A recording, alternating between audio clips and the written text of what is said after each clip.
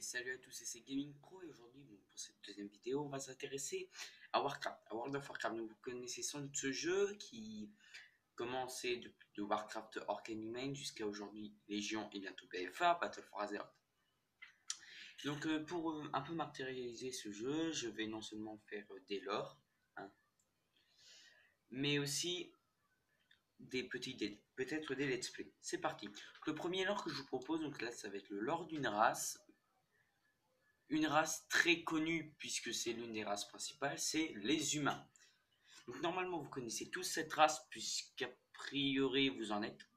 Alors, si vous avez pensé que ma vidéo serait incomplète et tout, je vous conseille d'aller voir Sam Vostok qui a aussi fait ça. C'est parti.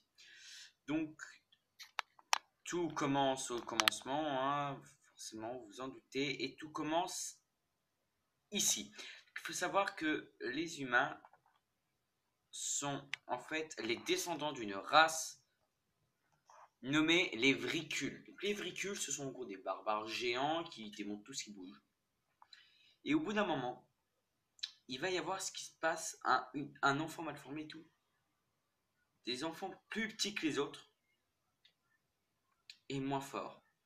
Donc le roi Émiron que vous voyez ici va ordonner à ce qu'on les tue. Donc ce sont les futurs humains, donc il ordonne ça. Mais certains arrivent à s'enfuir, ils s'enfuient et tout, ils vont arriver donc sur une terre, donc voilà, ici en Azeroth. On en parlera plus tard. Alors, il faut savoir que le temps a passé depuis le temps où il se faisait persécuter par le roi Émiron. Et c'est bien qu'ils ont formé de nouvelles, en fait des contrées, hein, des territoires, des nations humaines. La première nation, c'est celle que vous voyez ici, c'est la nation la plus puissante, la plus influente, c'est la nation de Lordaeron. Donc le symbole, on le reconnaît, vu que c'est un P avec une épée et tout. La deuxième nation est certainement la plus connue, vu que c'est une nation qu'on joue, hein, c'est la nation de Hurlevent ou Stormwind, la nation qui est représentée par une tête de lion couleur bleue. Voilà. La nation là-bas est aussi connue vu que c'est les Worgen. Hein. La nation de Gilneas, c'est la couleur noire. Et eux sont spécialisés parce qu'on les joue en Worgen. Alors par contre, il existe aussi une nation d'Alterac qui se bat sous le rouge, dont je n'ai pas trouvé le blason, Stromgarde, pas le blason, et Kultiras qui se bat sous le vert. Avec l'encre, j'ai pas trouvé. Alors, ceci, mes chers amis, sont tous les territoires humains. Donc voilà. Alors on va commencer. Donc le territoire qui est ici, là, tout le jeu sort de beige dégueulasse.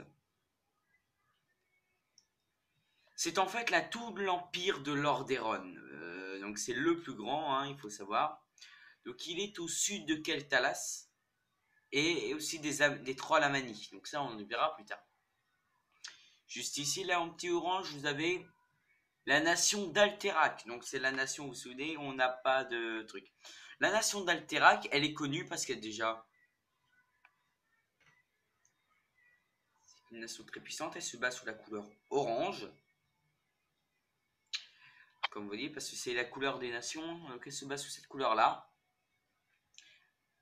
Et voilà, donc c'est une nation militairement très forte. Alors, la nation de Dalaran, pourquoi je ne vous l'ai pas mis dans les blasons? Parce qu'elle est neutre. Hein, voilà, elle est neutre. Donc ça, c'est une nation de mages qui est dirigée pas par un roi, hein, comme les autres, elle est dirigée par des mages, par le conseil du Kirin Tor, le conseil des 6. Ici, vous avez la nation de Stromgarde. C'est la nation qui aujourd'hui est détruite. Hein, non, elle se battait pas sous le rouge, c'est Alterac qui se battait sous le rouge. Stromgarde, c'est un bout de continent, mais aussi une île, et c'est une nation qu'aujourd'hui, on pourrait traiter, pas de traite, mais voilà. Alors, Alterac, c'est une nation traite. La nation ici sur la côte, là, c'est la nation de Gilneas, c'est la nation des Worgen, c'est ceux qui se battent sous la couleur noire. C'est l'une des nations les plus connues. Voici la nation verte, Kultiras. La nation de Dailing Port-Vaillant, donc amiral Dailing Port-Vaillant ou roi Dailing Port-Vaillant. Sa fille, c'est Jaina Port-Vaillant. Donc ici, vous avez Bronzebeard, donc ça, c'est la nation des nains. Et ici, vous avez la nation la plus connue du jeu, Stormwind, la nation de Hurlevent. C'est celle qui se bat sous le bleu. Et Stormwind, c'est la nation dont on va le parler le plus. Donc il faut savoir qu'au départ, ils sont tous unis ici, à Lordaeron. Ok, donc il faut savoir qu'avant, les humains, c'était Lordaeron. Il n'y avait rien d'autre. Mais au bout d'un moment, les autres, il y en a qui se disent, notamment Rolain, Dailing, Port-Vaillant, enfin tous les dirigeants, hein, se disent que l'on peut créer nos nations. Donc qu'est-ce qu'ils vont faire? Ils vont tout simplement se dispatcher. Les premiers à partir sont la nation de Stormwind. Mais ils partent très loin. Ils dépassent même les nations naines, les nations roches noires, et ils s'en vont pour s'établir ici. Et donc en fait leur empire c'est le plus grand après la chute de Lordaeron. Et en fait au départ leur empire c'est quoi? C'est Stormwind. C'est la vieille ville de Stormwind. Donc c'est les joueurs qui jouent. Je sais pas si vous voyez un peu la vieille ville de Stormwind, mais c'est ça. Après ça va s'agrandir. Puis la nation d'Alterac va prendre son envol avec une puissance militaire de ouf et tout. Puis Stromgarde, Gilneas, et enfin Dalaran et Kultiras. Donc je vous ai pas mis, vous avez vu Melou, Terramor. Alors Terramor, c'est pas vraiment une nation humaine parce qu'une nation humaine, en fait, ça doit vivre plusieurs années. C'est une petite nation qui a vécu à peine 2 ans. Voilà. Il faut savoir qu'Alterac bientôt sera considérée comme la nation traître, puisqu'en fait, elle va trahir toutes les autres nations. Alors, les problèmes, il y a des problèmes d'ennemis politiques dans tout. De toute façon, il faut savoir. Gilneas, c'est les Worgen. Lordaeron, c'est je sais plus quoi. Alterac, c'est voilà. Stromgarde, c'est des loups et tout. Stormwind, ce sont les Défiants, c'est les Cavaliers Noirs, c'est tout. Stormwind, c'est un refuge. Alors voilà. Là, on arrive à un truc pas mal, parce que vous voyez ici, il y a Keltalas, et juste à côté, il y a les Amani. Alors en fait, que les Amani, à la base, c'est là, plus Keltalas. Vous vous rendez compte ce qu'on fait les elfes? Va se propager ce qu'on va appeler plus tard les guerres trolls. Alors que les nations des elfes de sang sont en proie à la mort, hein, clairement ils vont se faire tuer, ils vont appeler la nation de Stormwind qui était donc là. Donc Stormwind va accepter à une condition, que les elfes acceptent de leur apprendre la magie. Donc les elfes vont accepter, forcément ils sont obligés, hein, ils n'ont pas le choix. Et donc les elfes vont leur apprendre la magie et comme ça ils vont pouvoir donc déjà avoir plus de force magique. Et l'alliance va comme promis les aider et repousser les trolls. Les trolls ne vont plus jamais réussir. Ils vont réussir avec des petites offensives à Mani, mais plus de grosse ampleur comme ça, ils ont perdu déjà trop de guerriers. Alors, là on rentre vraiment dans l'univers de Warcraft, le jeu, hein, comme vous l'avez vu, avec un truc que normalement vous avez peut-être joué. C'est la première guerre. Donc ça concerne Warcraft Orcs and Humans. Donc la première guerre, c'est très simple. Ça concerne que la nation de Stormwind. Ok. Donc la première guerre oppose la nation de Stormwind à la horde des orques. Donc qu'est-ce qui s'est passé? Eh ben, c'est très simple. En fait, il s'est passé qu'en Draenor, donc, la horde des orques a eu un plan d'envahir d'autres mondes pour s'étendre. Parce que la Terre est invivable, Draenor maintenant c'est invivable et tout. Et donc ils vont ouvrir une porte vers Azeroth. Parce que Medivh, le dernier gardien, j'ai pas d'image de lui, tant pis. Medivh, le dernier gardien de Tirisfol, il leur a dit: Hey Gul'dan, tu veux une nouvelle nation pour t'installer? Bon, donc Gul'dan lui répond: Ouais, pourquoi? J'en ai une pour toi, Azeroth. Donc ils vont arriver en Azeroth. Le roi Lane, qui est le père de Varian, est au courant. Et là, une guerre fatale va tomber. Les deux nations vont s'égorger et tout. Ça va être une vraie boucherie. Et en fait, cette première guerre va être perdue parce que le roi Lane il meurt. Et la guerre va être perdue par Stormwind. Donc Stormwind va être écrasé en feu.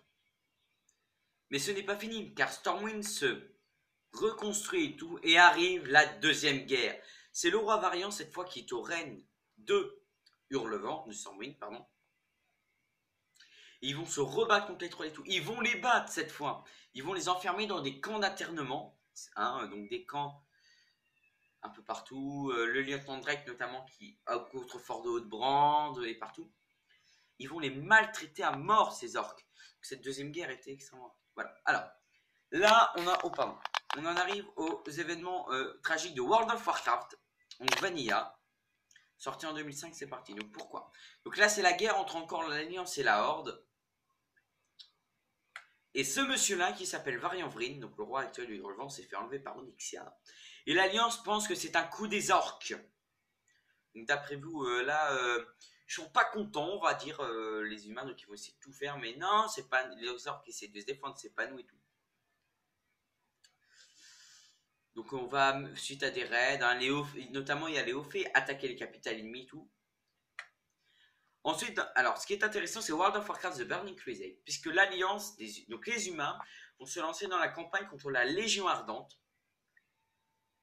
Et à partir de ce moment-là, ils vont s'allier avec la Horde. Et ils vont devoir arrêter la Légion Ardente. Donc déjà qu'il y a eu déjà un rempart, hein, le rempart de donjon, le donjon, je sais plus comment il s'appelle, pour mettre à mal les orques. Donc ça a marché. Hein. Et puis l'Alliance, elle va attaquer, continuer contre la Légion Ardente et tout. Ils vont la repousser. Donc refermer la porte et tout. Alors là, regardez là. Voilà, si vous ne connaissez pas notre extension, elle est ici. Justement, je vous la laisse un peu. World of Warcraft, War of the Lich King, c'est la seconde extension du jeu. Les humains sont fait envahir au Maltaire de l'Ouest et au Maltaire de l'Est par le fléau mort-vivant d'Arthas. Donc ils vont aller en Orphandre, difficile à s'établir, hein, pour construire déjà le donjon de la Bravo, vous connaissez sans doute, à la toundra boréenne, l'une des premières zones du jeu disponible. À la désolation des dragons avec le bastion Fort Dragon et le guet d'hiver. Un peu à la couronne de glace. Et donc ils vont essayer comme ça de vaincre le roi Lich. Donc au fur et à mesure, ils vont s'approcher du roi Lich. Ils vont s'en approcher dans la cité de la couronne de glace. Ils vont l'abattre. Donc ça va être un combat rude. Plein de morts du côté des mortels qui deviennent morts vivants. Plein. Voilà. Alors, vous allez me dire, il te manque Cataclysme. Oui, je sais, parce que dans Cataclysme, les humains ne jouent pas de rôle majeur. Dans World of Warcraft Mist of Pandaria, ils en jouent un, et notamment pour la découverte de Pandarie. Et cette découverte va leur montrer donc déjà une nouvelle terre. Voilà. Donc la Pandarie est une terre que la Horde aussi convoite. Et l'Alliance va se battre encore contre la Horde. Mais cette fois, c'est pas contre la Horde de Thrall. Non, c'est la Horde de Garrosh. Et la Horde de Garrosh est une Horde un peu bizarre. Qui tue tous ses traîtres, qui tue tout ce qu'il appelle des traîtres. En gros, il dit moi je suis un traître, il tue. Donc voilà, donc le roi Varian va déjà sauver la vie de Garrosh à la fin de l'extension, ça c'est bizarre. Alors voilà, World of Warcraft, Warlord of Draenor. Cette extension nous montre l'histoire de la Horde de Fer. L'Alliance arriva avec les humains. Ils vont se rallier à la Horde pour faire face à la Horde de Fer. Puis en fait, finalement, ils se rendent compte que la Horde de Fer n'est qu'esclave. Ils vont s'allier à la Horde de Fer. Ils vont attaquer les Légions Ardentes. La Légion Ardente va se faire décimer, clairement. Et voilà. Là, dans World of Warcraft Légion, les humains vont s'occuper déjà que des îles brisées pour défier la Légion. Le roi Varian va mourir et tout. L'Alliance s'est fait repousser partout dans la Légion et il se retire, clairement. Voilà. Il n'y a pas grand chose à dire, mais il y a des trucs à dire. Ah, BFA World of Warcraft Battle for Azeroth. Donc là, en fait, suite à la Légion Ardente et tout, et au maître espion Sean qui revient pour leur montrer une sorte de pierre bizarre qu'ont trouvé les gobelins Silictus. Anduin ne se doute pas de ce qui va se passer, et nous aussi d'ailleurs. Mais ils ont une idée déjà, reprendre Lordaeron qui s'appelle Fossoyeuse à ce moment-là. Aux mains des réprouvés. Donc déjà, alors que l'Alliance commence à gagner, la Horde reprend le dessus. La Horde commence à gagner, Varian ressuscite ses guerriers. Voilà, ça c'est fait. Donc BFA, je peux pas rien vous dire de plus vu que l'extension n'est pas sortie. Alors, maintenant nous allons nous intéresser aux classes que peuvent jouer les guerriers, les humains. Première classe, guerrier. Bah oui, parce que déjà, c'est la classe que tout le monde peut jouer. Voilà. Ils peuvent jouer paladin, la croisée d'argent et tout. Voilà. Voleur, les agents du SI7, les défias et tout. Chasseur, mage, le Kéritor, prêtre, le bienvenu soigneur, moine, chevalier de la mort. Voilà. Donc si cette vidéo vous a plu, mettez un pouce bleu, n'hésitez pas à vous abonner. Ah oui, et activez la petite cloche de notification. Et surtout, Si vous trouvez que cette vidéo est incomplète, je vous redirige vers la vidéo Sampostock sur les humains.